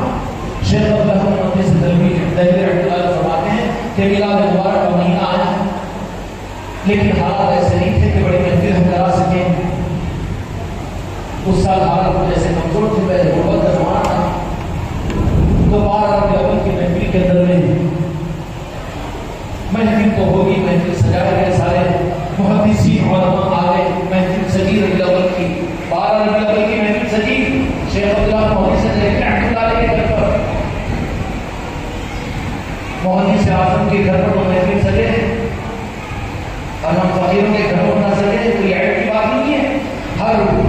مسلمان کو ترغیب دو کہ اپنے گھر میں محفل میلاد کرے۔ شیخ عبدالعزیز محمد سے رحمۃ اللہ علیہ فرماتے ہیں کہ ہمارے پاس حالات تھے کہ کوئی بڑی دعوت ہم نہیں کر سکے، بڑی شرمندگی کے ساتھ میں تھوڑے سے چنے ہم نے لائے اور اس کو بھگو دیا، اور وہ چنوں کو محفل میلاد پوری ہو گئی، دعوت کے بجائے ہم نے چنوں کو محفل میلاد مسجد کر دیا، لنگر اڑایا، لائے گا چنے کا۔ شیخ عبدالحق محدث ظاہری رحمۃ اللہ علیہ نقل فرماتے ہیں، شیخ عبدالعزیز رحمۃ اللہ علیہ نے یوں فرمایا کہ جب رات میں سوئے تو جہاں کے مالک محمد رسول اللہ صلی اللہ علیہ وسلم کی زیارت مبارکہ ہوئی اور کہا کہ عبدالعزیز وہ چنے لے کر آؤ جو ہمارے محفل میلاد میں تم نے تقسیم کیے تھے۔ میں لے کر پہنچا تو دو جہاں کے مالک وہاں موجودین کے اندر جو حاضرین تھے ان کو وہ چنے تقسیم کیے، سبحان اللہ، اور جن کو میں نے بھی کھایا فرمایا عبدالعزیز محمد سے رہے۔ میں نے جو عرض کیا کہ تم منشیات کی گلی میں اگر محفل میلاد کرو دوسرے واقف نہ ہو لیکن مدینے والے واقف ہو جائیں گے، چاہتے ہو کہ نہیں چاہتے ہو؟ اس لیے عرض میں مصمم کرو کہ ہر گھر میں محفل میلاد ہوگی انشاءاللہ، اور اس کے شاعر شام ہوگی۔ اگر تمہارے اختیار میں ایک علاقہ چلنا ہے بالکل کیجیے، یہاں پر خدا کی نظر کوئی اسلام نہیں ہے۔ وہ جو حد قائم کر دے نا بیٹے کا ولیمہ 25 لاکھ کا، پر محفل میلاد اتنا خرچ نہیں کرتا کہ پاگل ہو گیا، بیوقوف ہو گیا، حق سے تو پھر چکا ہے۔ بیٹے کے ولیمے کے لیے 25 لاکھ کا خرچ، اس کے اوپر اعتراض نہیں۔ اور محفل میلاد پر حضرت عثمان غنی رضی اللہ عنہ کا اور علی کا عمل یہ ہے کہ تو جہاں کے والد میرے آقا کے محفل میلاد کے موقع پر آپ نے دعوت دی تو نیت یہ تھی کہ کیا کرنا چاہیے، جب آقا تشریف لائیں گے تو آقا کو خوش کرنے کے لیے آمد پر کیا کرنا چاہیے؟ میرے آقا کو خوش کرنے اور آپ کی رضا کے حاصل کرنے کے لیے سوائے رب کے مقام کے علاوہ کچھ بھی کرو سب کچھ صحیح ہے، رب ناراض نہیں ہوگا، رب ہے، اس کے علاوہ سب میرے رضا ہے، رب اس کی سبب ہے، وہ ایکتا ہے، اس کے علاوہ سب اس کا نظر میرے مصطفیٰ ہے۔ اللہ نے میرے مصطفیٰ کو مقام پر فرمایا، کہا کہ ایک ایک قدم کے اوپر غلام کو آزاد کروں گا۔ کتنے قدم ہوں گے مسجد نبوی سے؟ اب یہ کہتا ہے کہ اتنا کیوں کرتے ہیں حیدرآباد میں اتنی لائٹنگ اور اتنی جگہیں کیوں لٹواتے ہیں میلاد مصطفیٰ کے اندر میں؟ تو اپنی پہچان دے رہا ہے کہ رحمان والا کہ شیطان والا ہر ایک خوش تھا، صرف ایک ناراض تھا جو قیامت تک رہے گا، اور وہ ہے رحمان والا نہیں شیطان والا۔ وہ بھی کرو گے انشاءاللہ میلاد مصطفیٰ پر جتنا کرو رب خوش ہوگا، راضی ہوگا، اس کی خوش خودی ملے گی، خدا دین و دنیا سے تمہیں نوازے گا۔ کریں گے انشاءاللہ آنے والا مہینہ خانقاہ کمیٹی والوں اچھی طرح سے سمجھو، کوشش کرو کہ گلی کے ایک مسلمان کے گھر کے اندر میں میلاد مصطفیٰ ہو، صرف بلاؤ نہیں، اپنے گھروں میں کرو اور کرواؤ، ترغیب دو۔ اس وقت میں ہر ایک کو کھڑے ہو کر یہ نظام کو آگے بڑھانا ہے، اس کی معاونت کے لیے خانقاہ کمیٹی ہے۔ آپ لوگ کروا رہے ہیں تو انہیں بلاؤ، یا تم لوگ کر رہے ہیں تو ان کو بلاؤ، یا یہ لوگ کر رہے ہیں تو تم بھی آؤ۔ یہ تمہارا نظام ہے، جو حق کا نظام ہے وہ تمہارا، اور جو تمہارا ہے وہ خانقاہ محمدی کا۔ ہمارے پاس میں جو امتی ہے وہ قدر کی چیز ہے، جو صحیح عقیدہ ہے وہ ہمارا آقا کا ہے، وہ ہمارا ہے، اور جو اولیاء کا ہے وہ ہمارا ہے۔ جو اولیاء کا نہ ہو چاہے اولاد بھی ہو تو وہ ہماری نہیں ہے۔ سمجھ آ رہی ہے بات؟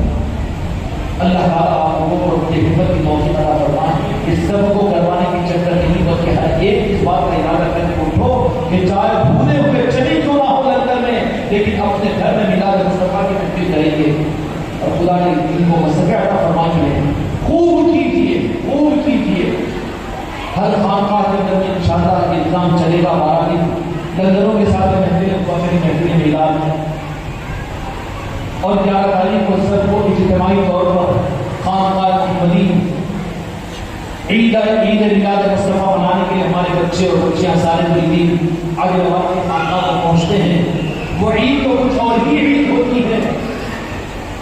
کہ وہاں پہنچتے ہیں، نئے کپڑے بھی پہنتے ہیں، پوری عادت ہے، خوشیاں مناؤ، رمضان و بقرعید جن کے نام پاک کے صدقے میں ملے اس کو تو یاد رکھتے ہو، لیکن جن کے صدقے میں ملے اس ذات کو بھول جانا یہ تو سب سے بڑی بکاریت ہے۔ حق ادا نہیں ہوگا رمضان و بقرعید کا جب تک کہ عید میلاد مصطفیٰ کی اس کا حق ادا نہ ہو۔ اس لیے میرے بچوں خوب خوشیاں مناؤ، ربیع الاول کے مبارک مہینے کے اندر منائیں گے انشاءاللہ۔ وہ آخری بات سن لیجیے جو پیغام دینا چاہتا ہے کہ آپ کو شروع میں جو بات کیا تھا، اللہ تبارک و تعالیٰ نے شیطان اور عبادت اور فرشتوں سے عبادت اپنے روح پر تو کروا لیا، لیکن اللہ کا مقصد جب سامنے آ گیا لولا کما خلقت الافلاک کہ مجھے میرے محبوب کو پیدا کرنا نہ ہوتا تو کائنات کو پیدا نہیں کرتا۔ اب کائنات کو پیدا کرنے کا ارادہ فرمایا تو کائنات کے سجدے کا مرکز مصطفیٰ کی ذات کو بنا دیا۔ ہضم نہیں ہوگا دوسرے لوگوں کو، لیکن تم کو ہضم ہو جائے گا۔ نہیں ہضم ہوگا تو ہم تو مؤدبانہ ان فتویٰ دینے والوں سے کہتے ہیں کہ ذرا ضرورت کے ساتھ 15ویں صدی کے اندر میں امریکہ کے ڈالر، سعودیہ کے ریالوں کے چکر میں میرے مصطفیٰ سے اگر غیر ہے تمہاری نمازوں سے درود شریف کو نکال کر بتاؤ، التحیات کو نکال کر بتاؤ تو ہم مانیں گے۔ امام عرب بھی تو پڑھے گا تو تحیات پڑھے گا کہ نہیں پڑھے گا؟ السلام والسلام علیک یا رسول اللہ پڑھنا پڑے گا۔ التحیات للہ والصلوات والطیبات السلام علیکہ، السلام علیکم کیا سلام نہیں ہے؟ بڑے بغیر نماز نہیں ہوتی تیری، وہاں پڑھتا ہے یہاں انکار کرتا ہے۔ یہ کا دور نہیں پر ہے، خدا کے پاس کہاں چلے گا؟ وہی دور کے چکر میں تو شیطان مردود بنا، اب رخ کو بدل دیا اللہ تبارک و تعالیٰ نے کہ میرے لیے نہیں ہے، بلکہ میں چاہتا ہوں کہ میرے مصطفیٰ کو میں دنیا میں ظاہر کروں، میرے مصطفیٰ سے محبت اور عشق کے جانے دنیا میں ظاہر کریں اور دنیا پہچانے کے اپنے محبوب کو کتنا چاہتا ہوں۔ اس کو ظاہر کرنے کے لیے حضرت آدم علیہ السلام کو کہا کہ میرے 60 کروڑ برس کے سجدوں کی لاج میں رکھوں گا، اگر ایک سجدہ کر لے، ایک سجدہ کر لے 60 کروڑ برس۔ شیخ عبداللہ شاہ صاحب محمد سے رحمۃ اللہ نے تحقیق کی، ان کی تحقیق کی کہ 60 کروڑ برس بے انتہا عبادت کیا اس نے سجدے کیے، تو ان نے سجدوں کی لاج میرے مصطفیٰ کے جنت مصطفیٰ کے نور مصطفیٰ کا ایک سجدہ کی، اور اس کے 50-60 سال کے سجدے میرے آقا کے انکار کے ساتھ تو خدا کے پاس کوئی مقام دلائیں گے؟ دھوکے میں میری امت مسجدیں بھری ہوتی ہے لیکن ترس نہیں ہے عبادتیں، حقیقت سجدے کو ہماری ذمہ داری ہے کہ ہر امتی کو روح دو میرے آقا کے نعرے پاک کا، نعرے پاک کا روح دو، اس کو کوئی مجلس مت مانو، بلکہ یہ روح ہے جو اللہ نے دیا، کہا کہ تیرے 60 کروڑ برس کی عبادتوں کے سجدے کو میں بدلہ دے دیتا، لیکن یہ ایک سجدہ جو میرا مقصد ہے، اللہ کا مقصد کیا ہے؟ اللہ کا مقصد تمہاری میری عبادت ہے۔ اللہ سے پوچھے تیرا مقصد کیا ہے؟ تو اللہ کہے گا کہ تمہاری نمازیں میں نے توفیق دیا تو میری پر سے پڑھ کے مینج کی، یہ کون سے کھیل کی بات ہوگی؟ پھر اللہ کا مقصد کیا ہے؟ اللہ یہ کہے گا کہ میرا مقصد میرے محبوب کی محبت کو ظاہر کرنا ہے، ان کی تعظیم اور ان کی عظمت کو ظاہر کرنا ہے۔ میرے بچوں ایمانداری کے ساتھ دل پر ہاتھ رکھ کر کہو یا کوئی مذہب جماعت کی بات نہیں ہے، ہر مسلمان کے ایمان کے اصل کی بات ہے یہ نہیں ہے کہ ایمان نہیں ہے، یہ نہیں ہے تو پہلے تو میں مجرم ہو جاؤں گا اللہ کے پاس میں، لیکن نجات نہیں ہے،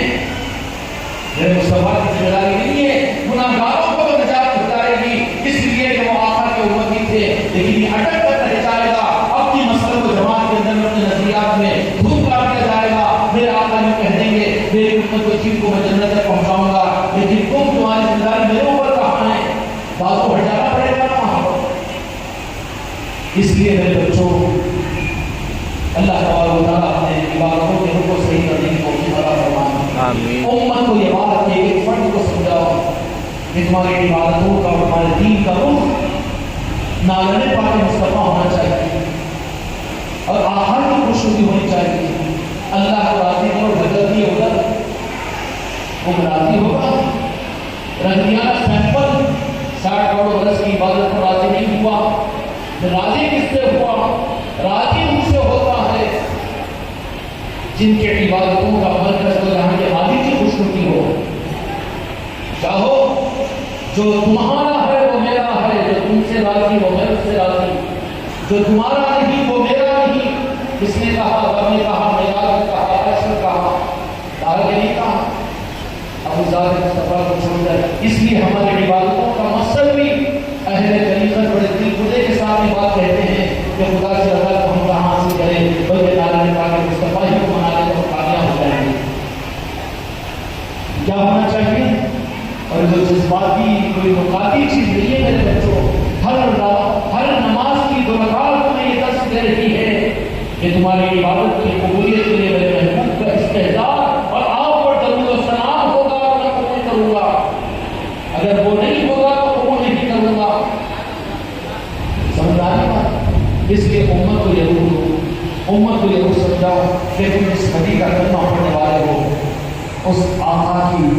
امت اپنے آپ کو ثابت کر کے اس آقا کے ساتھ اپنی محبت اور اپنی نسبتوں کو قائم اس معنی کے ذریعے کرو کہ تم امتی ہو اور وہ میرے آقا ہیں، تمہارے آقا ہیں اور تم ان کے امتی ہو۔ ماں سے بیٹے کو درمیان میں کاٹنا اچھی بات نہیں ہے نا۔ آقا کی امت کو آقا کی بنانے کی فکر کر دو، آقا خوش ہو جائے گا، خدا کی پسند کا بن جائے گا۔ اس لیے میرے بھائیوں اور دوستوں، آنے والے بڑے لوگوں کے ملنے کی میں امید کرتا ہوں آپ حضرات سے ان باتوں کو سمجھ کر کچھ نہ کچھ آزاد کے آگے آپ نے بات کیے ہوں گے، اور یہ کام صرف 1 مہینے کا 1 دن کا نہیں ہے، بلکہ زندگی کا مقصد ہے۔ جب تک جان میں جان ہے، سانس میں سانس ہے، اسی مقصد کے لیے اللہ سے پوچھو کہ اللہ تیرا مقصد کیا ہے؟ تیری عبادت کہے گا کہ نہیں، تیری اطاعت نہیں، بلکہ تیرا مقصد کیا ہے کہ تیرے مقصد کو بھی پورا کرے؟ اور یہ کہہ دے گا کہ میرا مقصد صرف یہ ہے کہ میرے محبوب کو تم راضی کر دو تاکہ میں تم سے راضی ہو جاؤں۔ اس لیے اپنی زندگیوں کے دین کرو، میرے آقا کی خوشنودی کی طرف میں کرو، جو بھی کام کرو میرے آقا اس سے خوش ہو جائے، راضی ہو جائے۔ میں نماز پڑھوں اس لیے کہ میرے آقا کے آنکھوں کی ٹھنڈک کا سامان ہے، میں زکوٰۃ دوں اس لیے کہ میرے آقا نے حکم کیا ہے زکوٰۃ دینے کا، اور میں اچھے عمل کروں اس لیے کہ میرے آقا کا طریقہ ہے، اس سے میرے آقا کے دل کو سکون پہنچتا ہے۔ جو امتی اس درجے پر آ جائے گا پھر وہ امتی کو میرے آقا اپنا امتی بنا لیں گے، اور اس کو کس طریقے سے نواز دیں گے اور کیسی نگاہ کرم اس امتی کے اوپر ہوگی کہ جب نگاہ کرم ہوگی تو پھر دنیا میں چاند و سورج بن کر وہ چمکے گی۔ اس کے لیے کسی انسان کو نظر کی نگاہ سے بننے کو، کسی مسلمان کو حفاظت کی نگاہ سے بننے کو، کسی گناہ گار کو حفاظت کی نگاہ سے بننے کو، بلکہ اس کو قابل رحم سمجھ کر اس کو اپنے روح کو لانے کی کوشش کرو۔ تو اپنے دلوں سے نکال دیں گے گناہ گاروں کی نفرت کو، پوری امت کی تعظیم اپنے دل میں پیدا کرو گے، ساری انسانی کے ساتھ محبت اپنے اندر پیدا کرو گے نا۔ ہر انسان کو اس آنکھ سے دیکھو کہ وہ اللہ کا بندہ، آدم کی اولاد، حوا کی اولاد۔ اگر یہ کام ہم کرنا شروع کر دو تو پھر اللہ تبارک و تعالیٰ تم کو پھر لوگوں کی آنکھوں کا سرما بنائے گا۔ وَلِلَّهِ عِزَّتِي وَلِرَسُولِهِ وَلِلْمُؤْمِنِينَ، عزتوں کے تاج تم کو اللہ تعالیٰ عطا کرے گا۔ تاج کی بھکاریوں کے پاس جن کے تاج 500 سال کے اور 5 سال کے محتاج ہے، وہ خود اپنی تاج کی فکر کرنے والے ہیں، تاج دینے والا رب ہے، وہ تاج تمہیں عطا کرے گا اگر تم مومن بن جاؤ تو۔ اس لیے ساری کہلوں سمجھوں کو کاٹ کر میرے مصطفیٰ کو منانے کی کوشش کرو، اور آنے والا مہینہ میرے مصطفیٰ کا مہینہ ہے۔ ہر گھر کے دروازوں کو کھولو اور خوب محفلیں کرو، خوب محفلیں کرو۔ انہوں نے مسجدوں سے تمہیں روکا، لیکن تمہارے 50 گھر محفلے میں ہیں، 10 گھر محفلے میں ہیں، تو ایک محفل ایک مسجد کی ہوتی تھی، ایک بیان ہوتا تھا، لیکن 10 گھروں کے اندر میں ہو رہا ہے، تو پھر خیر پھیلے گا نہیں پھیلے گا، اور اس گھر پر میرے مصطفیٰ کی نظر پڑے گی، کیسی نورانیت ہوگی، تمہاری نسلوں کی کیسی نورانیت ہوگی۔ اور جہاں میرے مصطفیٰ کی نظر ہے، خدا کی قسم اولیاء اس گھر کا طواف کرتے ہیں۔ سبحان اللہ۔ کیا کرتے ہیں؟ ہاں، معمولی چیز نہیں ہے میرا مصطفیٰ کا مہینہ، ربیع الاول کا مہینہ۔ چانس گولڈن چانس اس کو ضائع مت کرو، گولڈن چانس سے ضائع مت کرو۔ پتہ نہیں کہ اس کے بعد کا ربیع الاول تم کو اس کو ملے گا ملے، لیکن ابھی سے تیاری شروع کر دو۔ میری بیٹیاں بھی خوب اچھی طرح سے سن اپنے گھروں کے اپنے بچوں کو تیار کرو اس بات کے اوپر کہ وہاں ناطق گنگنائے، یاد مصطفیٰ کرے، روزانہ درود پاک کی مجلسیں ہوں قائم۔ میری ملکان کے لیے حکم ہم نے دے ہی دیا کہ ربیع الاول کے پورے مہینے میں روزانہ عصر کی نماز کے بعد میں 51 مرتبہ کی نافلہ پڑھا جائے اور اجتماعی طور پر درود پاک پڑھا جائے، اور پڑھنے کے بعد میں سلام ہو، سلام کے بعد میں اجتماعی پوری امت پوری انسانیت کے لیے دعا ہو۔ ہر گھر کے خانقاہ محمدی کے اندر میں کریں گے انشاءاللہ، یہ خانقاہ محمدی کا نظام اجتماعی نظام ہے۔ منشریات کے سارے احباب سے اس بات کی درخواست ہے کہ یہ جو خانقاہ محمدی کے تحت نظام چل رہا ہے اس کو مت سمجھو کہ کوئی جماعت اور مسئلہ کا نظام نہیں ہے۔ بچوں قسم کھا کر کہتا ہوں یہ امت کو امت بنانے کا نظام ہے، میرے مصطفیٰ کو راضی اور خوش کرنے کا انتظام ہے، غوث و خواجہ کی طرف سے ملا ہوا انتظام ہے۔ اس کو انشاءاللہ آپ اپنا نظام سمجھ کر اس نظاموں کو آگے بڑھانے کی کوشش کرو گے انشاءاللہ۔ اللہ تعالیٰ آپ کے ساتھ ہم سب کو آگے بڑھائے۔ آپ حضرات اسی زحمت گوارا کیے، زحمت کیا ہے، حق کی نسبت بڑھائے ہیں، بدلا تو مصطفیٰ کی ادا کرے گی انشاءاللہ۔ عشاء کی نماز کو اس والے لگت اثر بھی نشے گا۔ سارے ہی مقامی اور باہر کے انداز سے بارے میں درخواست اور گزارش ہے کہ لنگر کے دستر پر فارغ ہونے والے نہ جائیں۔ اچھا جہاں بھی چاہو تو بارش نہیں کرنے دے گا شاید، ہاں نہیں مجبوری نہیں، یہ تو میرے مصطفیٰ کی نسبت کا لنگر ہے، تبرک